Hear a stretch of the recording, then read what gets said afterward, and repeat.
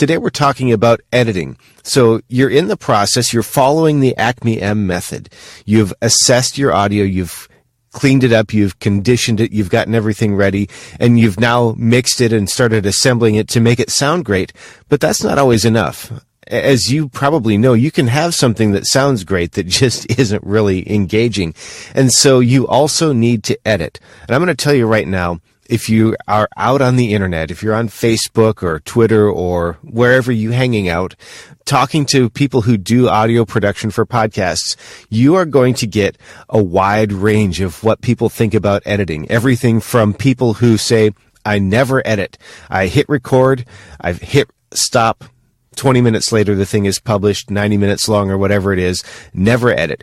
You'll also find people who literally try and go through and fix every single piece of it. And I say that to say that there's more than one style. And so you have to kind of understand what your goals are for your show. For the Engaging Missions show, I want to highlight the stories of the guests, what they've shared, and not do anything to distract from that. So I tend to go for a conversational feel so that I'm removing distractions or whatever interrupts the flow of the conversation, ums and restarts and long pauses.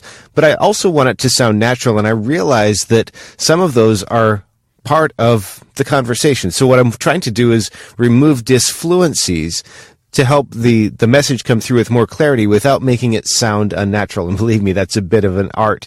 And I continue to work on that every time I edit a show.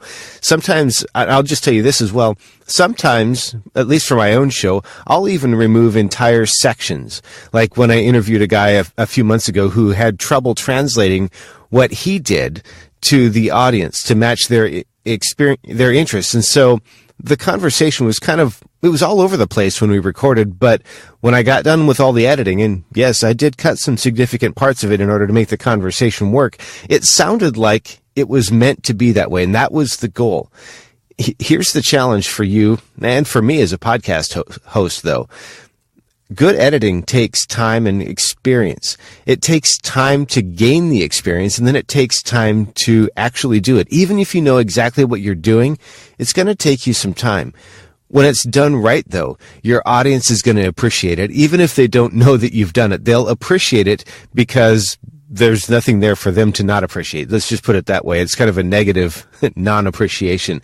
Your guests are going to appreciate it as well because they'll come off sounding like $1,000,000. And again, I'm not talking about the kind of editing where you remove every single thing. I'm talking about the kind of editing that provides a single cohesive conversation that makes sense without a lot of disfluencies, because that's what helps the message and the personality and everything to come through loud and clear. And you'll know, on a personal level, you'll know that you've done a great job. Now, you might be listening to yourself right now and thinking, but I don't have time to do all that. And yeah, it takes some time to do that.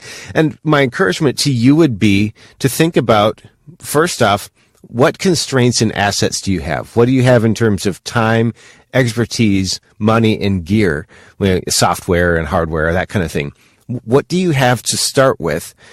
And what's your end goal? Your end goal might be different than mine, and I don't want to suppose that your goals are exactly the same as mine, but consider your starting point with your editing, what you want the final product to be like, and then what you have in the middle.